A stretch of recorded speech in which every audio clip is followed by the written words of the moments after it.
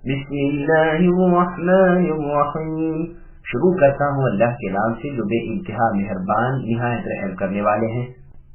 هل أتاك حديث الغاشية وجوه يومئذ خاشعة عاملة ناصبة تصلى نارا حامية تسقى من عين آنية ليس لهم طعام إلا من ضريع لا يسمن ولا يغني من جوع. کیا تمہیں بھی چھپا لینے والی قیامت کی خبر پہنچی ہے؟ اس دن بہت سے چہرے ذلیل اور مصیبت کے مارے خستہ حال ہوں گے. وہ دہکتی ہوئی آگ میں جائیں گے اور نہایت گرم چشمے کا پانی ان کو پلایا جائے گا. ان کے لیے سوائے کانٹے دار درختوں کے اور کچھ کھانا نہ ہوگا جو نہ بدن بڑھائے گا نہ بھوک مٹائے گا. سامعین ان آیتوں کی تفسیر سماعت کیجیے. تعارف صورت. یہ حدیث پہلے گزر چکی ہے کہ رسول اللہ صلی اللہ علیہ وسلم سبح اسم ربک الاعلی اور هل اتاک حدیث الغاشیہ کو نماز عیدین اور جمعہ میں پڑھتے تھے. موطا امام مالک میں ہے کہ جمعہ کے دن پہلی رکعت میں سورہ جمعہ اور دوسری میں هل اتاک حدیث الغاشیہ پڑھتے تھے. صحیح مسلم، ابن ماجہ اور نسائی میں بھی یہ حدیث ہے. قیامت کا تذکرہ. غاشیہ قیامت کا نام ہے اس لیے کہ وہ سب پر آئے گی، سب کو گھیرے ہوئے ہوگی اور ہر ایک کو ڈھانپ لے گی. اس دن بہت سے لوگ ذلیل چہروں والے ہوں گے، پستی ان پر برس رہی ہوگی، ان کے اعمال غارت ہو گئے ہوں گے اور بڑے بڑے اعمال کیے تھے، سخت تکلیفیں اٹھائی تھیں، وہ آج بھڑکتی ہوئی آگ میں داخل ہو گئے. ابن عباس رضی اللہ عنہما فرماتے ہیں اس سے مراد نصرانی ہیں. اکرمہ اور سدی رحمۃ اللہ علیہما فرماتے ہیں کہ دنیا میں گناہوں کے کام کرتے رہے اور آخرت میں عذاب کی اور مار کی تکلیفیں برداشت کریں گے. یہ سخت بھڑکنے والی جلتی تپتی آگ میں جائیں گے جہاں سوائے ضریع کے اور کچھ کھانے کو نہ ملے گا. یہ آگ کا درخت ہوگا، جہنم کا پتھر ہوگا، یہ عفور کی بیل ہوگی، اس میں زہریلے کانٹوں دار پھل لگے ہوں گے. یہ بدترین کھانا ہوگا اور نہایت ہی برا ہوگا، نہ بدن بڑھائے گا اور نہ بھوک مٹائے گا اور نہ نقصان دور ہوگا. وجوه يومئذ ناعمة لسعيها راضية في جنة عالية لا تسمع فيها لاغية فيها عين جارية فيها سرر مرفوعة وأكواب موضوعة ونمارق مصفوفة وزرابي مبثوثة. بہت سے چہرے اس دن تر و تازہ اور آسودہ حال ہوں گے، اپنے اعمال سے خوش ہوں گے، بلند و بالا جنتوں میں ہوں گے جہاں کوئی بیہودہ بات کان میں نہ پڑے گی، جہاں چشمے جاری ہوں گے اور اونچے اونچے تخت ہوں گے اور آب خورے رکھے ہوئے ہوں گے اور ایک قطار میں لگے ہوئے تکیے ہوں گے اور مخملی مسندیں پھیلی پڑی ہوں گی. سامعین اب ان آیتوں کی تفسیر سماعت کیجیے. نیکیوں پر انعامات. پچھلی آیتوں میں چونکہ بدکاروں کا بیان اور ان کے عذابوں کا ذکر ہوا تھا تو یہاں نیکاروں کا اور ان کے ثوابوں کا بیان ہو رہا ہے. تو فرمایا کہ اس دن بہت سے چہرے ایسے بھی ہوں گے جن پر خوشی کے اور آسودگی کے آثار ظاہر ہوں گے. یہ اپنے اعمال سے خوش ہوں گے، جنتوں کے بلند بالا خانوں میں ہوں گے جس میں کوئی لغو بات کان میں نہ پڑے گی. جیسے اور جگہ فرمایا لا يسمعون فيها لغوا الا سلاما، اس میں سوائے سلامتی اور سلام کے کوئی بری بات نہ سنیں گے. اور فرمایا لا لغو فيها ولا تأثیم، نہ اس میں بےہودگی ہے نہ گناہ کی باتیں. اور فرمایا ہے لا يسمعون فيها لغوا ولا تأثیما الا قیلا سلاما سلاما، نہ اس میں فضول گوئی سنیں گے نہ بد باتیں سوائے سلام ہی سلام کے اور کچھ نہ ہوگا. اس میں بہتی ہوئی نہریں ہوں گی.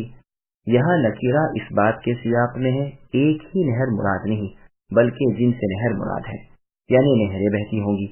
رسول اللہ صلی اللہ علیہ وسلم فرماتے ہیں جنت کی نہریں مشک کے پہاڑوں اور مشک کے ٹیلوں سے نکلتی ہیں. اس میں اونچے اونچے بلند و بالا تخت ہیں جن پر بہترین فرش ہیں اور ان کے پاس حوریں بیٹھی ہوئی ہیں. گو یہ تخت بہت اونچے اور ضخامت والے ہیں، لیکن جب بھی اللہ تعالیٰ کے دوست ان پر بیٹھنا چاہیں گے تو وہ جھک جائیں گے शराब के भरपूर जाम इधर उधर करीने से चुने हुए हैं, जो चाहे जिस किस्म का चाहे जिस मिक़दार में चाहे ले ले और पी ले। और तकिए हैं एक कतार में लगे हुए, और इधर उधर बेहतरीन बिस्तरे और फर्श बाकायदा बिछे हुए हैं। अफला यंज़ुरून इला al-ibli कैफ़ खुलिक़त व इला as-समाई कैफ़ रुफ़िअत व इला al-जिबाली कैफ़ नुसिबत व इला al-अर्दि कैफ़ सुतिहत फज़क्किर इन्नमा अंत मुज़क्किर लस्त अलैहिम बिमुसैतिर इल्ला मन तवल्ला व कफर फयुअज़्ज़िबुहु अल्लाहु अल-अज़ाब अल-अकबर इन्न इलैना इयाबहुम सुम्मा इन्न अलैना हिसाबहुम। क्या ये ऊँटों को नहीं देखते कि वो किस तरह पैदा किए गए हैं, और आसमान को कि किस तरह ऊंचा किया गया है, और पहाड़ों की तरफ के किस तरह गाड़ दिए गए हैं, और जमीन की तरफ से किस तरह बिछाई गई है। बस तुम तो नसीहत कर दिया करो, क्योंकि तुम सिर्फ नसीहत करने वाले हो, तुम कुछ उन पर दारोगा नहीं हो। हाँ, जो शख्स रूगर्दानी करे और कुफ्र करे, उसे अल्लाह ताला बहुत बड़ा अजाब देंगे। बेशक हमारी तरफ उनका लौटना है, फिर बेशक हमारे जिम्मे है उनसे हिसाब लेना। सामईन, इन आयतों की तफसीर समाअत कीजिए। क्या मुनकिरीन अल्लाह ताला की निशानियों को नहीं देखते? अल्लाह ताला अपने बंदों को हुक्म देते हैं कि वो उनकी मखलूक़ात पर तदब्बुर के साथ नजरें डालें और देखें कि अल्लाह की बेइंतहा कुदरत उनमें से हर हर चीज से इस तरह ज़ाहिर होती है। अल्लाह की पाक ज़ात पर हर हर चीज किस तरह दलालत कर रही है। ऊंट को ही देखो कि किस अजीब व गरीब तरकीब और हैयत का है, कितना मजबूत और कवी है, और बावजूद इसके किस तरह नरमी और आसानी से बोझ लाद लेता है, और एक बच्चे के साथ भी किस तरह इताअत गुजार बनकर चलता है। उसका गोश्त भी तुम्हारे खाने में आता है, उसके बाल भी तुम्हारे काम आते हैं, उसका दूध तुम पीते हो और तरह तरह के फायदे उठाते हो। सबसे पहले उसे इसलिए बयान किया गया कि अमूमन अरब के मुल्क में और अरबों के पास यही जानवर था। इस जानवर की तरफ खास तौर पर तवज्जो इसलिए डाली गई है कि इसके खाने पीने का, चलने का, बैठने का, रफ़े हाजत का और तनासुल का तरीका सब जानवरों से जुदागाना है। अगर एक दफा खा पी लेता है तो हफ्तों काफी रहता है, बैठता अजीब तरह है। शुरैह क़ादी रहमहुल्लाह फरमाया करते थे कि आओ चलो चलकर देखें कि ऊंट की पैदाइश किस तरह है और आसमान की बुलंदी जमीन से किस तरह है, वगैरह। एक और जगह इरशाद फरमाया, अवलम यंज़ुरू इला अस्समाई फ़ौक़हुम इला आखिरिल आया, क्या इन लोगों ने अपने ऊपर आसमान को नहीं देखा कि हमने उसे किस तरह बनाया, कैसे मुज़य्यन किया और एक सुराख नहीं छोड़ा। फिर पहाड़ों को देखो कि कैसे गाड़ दिए गए ताकि जमीन हल न सके और पहाड़ भी अपनी जगह न छोड़ सकें। फिर इसमें जो भलाई और नफा की चीजें पैदा की हैं उन पर भी नजर डालो। जमीन को देखो कि किस तरह फैला कर बिछा दी गई है। गर्ज यहाँ उन चीजों का जिक्र किया जो कुरान के मुखातिब अरबों के हर वक्त पेश नजर रहा करती हैं।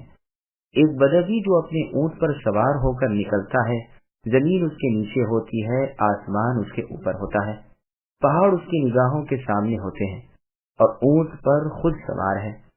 इन बातों से खालिक की कुदरत कामिला और सुनात ज़ाहिरा बिल्कुल हुईदा है और साफ ज़ाहिर है कि खालिक सानिअ, रब, आज़मत इज्जत वाले मालिक और मुतसर्रिफ माबूद बरहक और अल्लाह हकीकी सिर्फ वही है।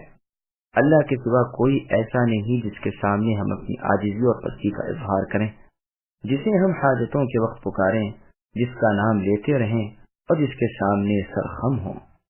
इमाम रज़ी अल्लाह अन्हु ने जो सवालात नबी सल्लल्लाहु अलैहि वसल्लम से किए थे वो इस तरह की कस्में देकर किए थे। बुखारी व मुस्लिम, तिरमिज़ी, नसाई, मुस्नद अहमद वगैरह में हदीस है। अनस रज़ी अल्लाह अन्हु फरमाते हैं कि हमें बार बार सवालात करने से रोक दिया गया था, तो हमारी ये ख्वाहिश रहती थी कि बाहर का कोई अक्लमंद शख्स आए, वो सवालात करे, हम भी मौजूद हों और फिर रसूलुल्लाह सल्लल्लाहु अलैहि वसल्लम की जुबानी जवाबात सुने। चुनांचे एक दिन एक वादिया नशीं आए और कहने लगे, ए मोहम्मद सल्लल्लाहु अलैहि वसल्लम, आपके कासिद हमारे पास आए اور ہم سے کہا کہ آپ فرماتے ہیں کہ اللہ تعالیٰ نے آپ کو اپنا رسول بنایا ہے۔ نبی صلی اللہ علیہ وسلم نے فرمایا اس نے سچ کہا۔ وہ کہنے لگا بتلائیے کس نے آسمان کو پیدا کیا؟ نبی نے فرمایا اللہ تعالیٰ نے۔ کہا زمین کس نے پیدا کی؟ نبی نے فرمایا اللہ تعالیٰ نے۔ کہا ان پہاڑوں کو کس نے گاڑ دیا اور ان میں یہ فائدے کی چیزیں کس نے پیدا کی؟ نبی نے فرمایا اللہ تعالیٰ نے۔ کہا بس آپ کو قسم ہے اس اللہ کی کہ جس نے آسمان و زمین پیدا کیے اور ان پہاڑوں کو گاڑ دیا، اللہ تعالیٰ ہی نے آپ کو اپنا رسول بنا کر بھیجا ہے؟ آپ نے فرمایا ہاں۔ کہا آپ کے قاصد نے یہ بھی کہا کہ ہم پر رات دن میں 5 نمازیں فرض ہیں؟ فرمایا اس نے سچ کہا۔ کہا اس اللہ تعالیٰ کی آپ کو قسم ہے جس نے آپ کو بھیجا ہے کہ کیا یہ اللہ کا حکم ہے؟ نبی نے فرمایا ہاں۔ کہا آپ کے قاصد نے یہ بھی کہا کہ ہمارے مالوں میں ہم پر زکوٰۃ فرض ہے؟ فرمایا سچ ہے۔ کہا آپ کو اپنے بھیجنے والے اللہ کی قسم، کیا اللہ نے آپ کو یہ حکم دیا ہے؟ فرمایا ہاں۔ کہا اور آپ کے قاصد نے ہم میں سے طاقت رکھنے والے لوگوں کو حج کا حکم بھی دیا ہے؟ آپ نے فرمایا ہاں، اس نے سچ کہا۔ وہ یہ سن کر یہ کہتا ہوا چل دیا کہ اس اللہ لا شریک کی قسم جس نے آپ کو حق کے ساتھ بھیجا ہے، نہ میں ان پر کچھ زیادتی کروں نہ ان میں کوئی کمی کروں۔ نبی صلی اللہ علیہ وسلم نے فرمایا اگر اس نے سچ کہا تو یہ جنت میں داخل ہوگا۔ بعض روایات میں ہے کہ اس نے کہا میں ضمام بن ثعلبہ ہوں، بنو سعد بن بکر کا بھائی۔ پھر اللہ فرماتے ہیں کہ اے نبی تم تو اللہ کی رسالت کی تبلیغ کیا کرو، تم پر صرف بلاغ ہے یعنی پہنچا دینا، حساب ہمارے ذمہ ہے۔ نبی صلی اللہ علیہ وسلم ان پر مسلط نہیں ہیں، جبر کرنے والے نہیں ہیں، ان کے دلوں میں آپ ایمان پیدا نہیں کر سکتے، آپ انہیں ایمان لانے پر مجبور نہیں کر سکتے۔ رسول اللہ صلی اللہ علیہ وسلم فرماتے ہیں مجھے حکم کیا گیا ہے کہ میں لوگوں سے لڑوں یہاں تک کہ وہ لا الہ الا اللہ کہیں۔ جب وہ اسے کہہ لیں تو انہوں نے اپنے جان و مال مجھ سے بچا لیے مگر حق اسلام کے ساتھ، اور ان کا حساب اللہ تعالیٰ کے ذمہ ہے۔ پھر آپ نے اسی آیت کی تلاوت کی۔ یہ حدیث مسلم، ترمذی، مسند وغیرہ میں ہے۔ پھر اللہ فرماتے ہیں مگر وہ جو منہ موڑے اور کفر کرے، یعنی نہ عمل کرے، نہ ایمان لائے، نہ اقرار کرے، جیسا کہ اللہ نے فرمایا فلا صدق ولا صلى ولكن كذب وتولى، نہ تو حق بات کی تصدیق کی اور نہ نماز پڑھی بلکہ جھٹلایا اور منہ پھیر لیا، اسی لیے اسے بہت بڑا عذاب ہوگا۔ ابو امامہ باہلی رضی اللہ عنہ خالد بن یزید بن معاویہ کے پاس گئے تو ان سے کہا کہ آپ نے نبی سے جو آسان سے آسان حدیث سنی ہو اسے مجھے سنائیں۔ تو آپ نے فرمایا میں نے رسول اللہ صلی اللہ علیہ وسلم سے سنا ہے کہ تم میں سے ہر ایک جنت میں جائے گا مگر وہ جو اس طرح کی سرکشی کرے جیسے شریر اونٹ اپنے مالک پر کرتا ہے۔ یہ حدیث مسند احمد میں ہے۔ ان سب کا لوٹنا ہماری ہی جانب ہے اور پھر ہم ہی ان سے حساب لیں گے اور انہیں بدلہ دیں گے، نیکی کا نیک، بدی کا بد۔ سامعین الحمدللہ، سورۃ الغاشیہ کی تفسیر مکمل ہوئی۔